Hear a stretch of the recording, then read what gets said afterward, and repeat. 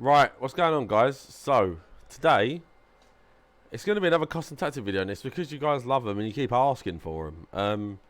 It's a formation that a lot of people seem to be using this year. I've used a bit, not loads of, but from what I've played, it seems good. And we ran a poll on Twitter, it had over 500 odd votes, and you guys voted for 4-4-2 to be the formation that we did the custom tactics on. So, that's what we're going to do. So you guys wanted it, so I'm going to give it to you. So 4-4-2. So we're going to do it the same way we started last time. We're just going to use the base and just kind of talk through it. Okay. Now, so defensive style, right? I'm sticking with balanced on 4-4-2. I feel like if you go on any kind of press, a lot of the time it will drag the positions, drag players out of positions, which in the 4-4-2, because it's such a structure-based formation, I think that could really punish you in certain situations. So for me, I'm keeping with balance. I'm not going on any kind of press. Obviously, I do my own natural press that I play with, but and what you guys obviously will probably play with as well. But I wouldn't change the defensive style whatsoever. Now, defensive width. This is something that I've personally been really struggling to figure out what I like. It's hard because if you go for a narrow one, if you go for a narrower defensive width, it stops the through balls in the middle as much, but you can leave it exposed out wide. Or if you go a wider width, then you end up exposed in the middle. So I'm going to go for full width, which might seem a bit strange. I don't know. But it's just going to be a matter of waiting and seeing, and hopefully it'll work. Now, depth. I honestly think it's going to be 3 or 2 still. The way I've just come off playing about 15 Division Rivals games, and the way people playing on there, it's going to be terrible. It's just people sitting back and counter-attacking. So I'd go for a low depth. I wouldn't even try and press people because it's just not going to go your way at all. So yeah, 2 depth is probably what I'll use. So I guess we'll go on to offensive style. Offensive style for me will be, let's have a look through them quickly. I think it's going to be balanced again. It might be a balanced job with 4-4-2. I feel like the way the formations work, I don't think you're meant to mess around with it too much. So I think for me it's going to be balanced. I just don't see why you would change it really. I don't think long ball wouldn't help because you get isolated trying to get the ball out of the play the ball out. If your wingers and strikers are running away, you'd be stuck in midfield and you wouldn't get anywhere. Fast build up, it doesn't really have the passing patterns for it to work that well. 4-4-2 and possession, something I'm never really fond of. And I don't think 4-4-2 is really made for possession. So balance for me will be the one. Width. I think I'll keep the width on 5. I think I'll keep it on 5. I just like the way I like that. I think it's a mid-range. I think if you go 4, it's too narrow for 4-4-2. It increases the passing a bit more, but in terms of what you use the formation more, which is defensive width, I just don't feel like it's what you want. But also, I think if you go too wide on 6 or 7, then you got no one to pass to, and you end up getting isolated over there, but on each wing by yourself, and you never really get anywhere. So 5 is where I'd probably go. Now, I go 4 players in the box, not 5, because I don't want my centre mids bombing into the box.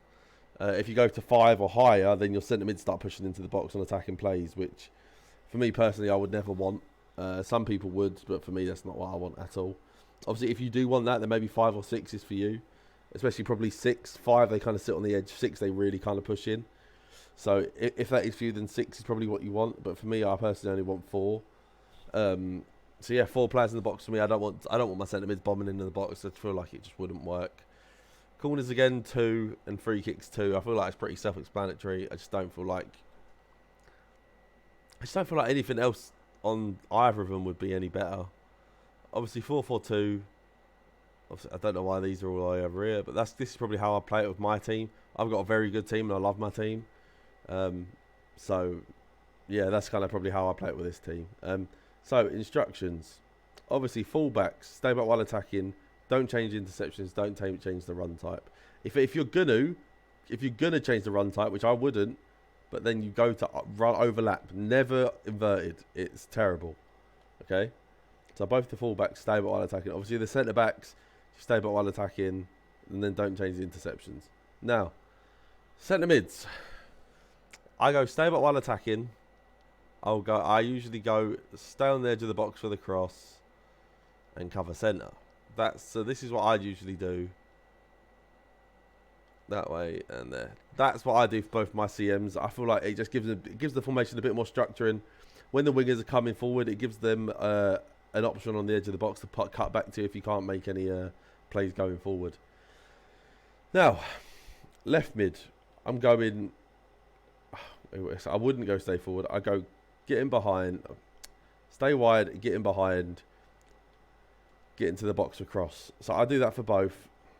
Just got to get them right. There you go. Now I'll talk you through it. Stay wide. You want that for these RBX crosses. They're incredible. They're very, very, very broken. And I think 4-4-2, a lot of the way you create, as I've said earlier, is through the width.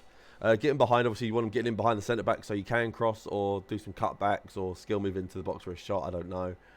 So that's why I do getting behind and getting to the box across. Like I said, it's for the RBXs. They're really overpowered, and I just you'd be silly not to put that on. I just feel like it's just too overpowered, and you just need to do it really. So moving on to the strikers, I put both of them on stay forward for starters. That's definitely. And then I would usually be tempted to put one of them on getting behind, but I feel like 1-2s are so overpowered this year. I kind of want them. I don't want them drifting too far away from each other.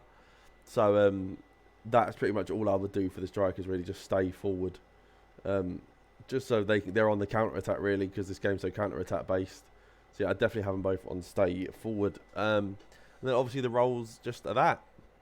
So guys, that is my 4-4-2. God, 2 depth is 2. Right, I'm changing my mind. 3 depth, not 2.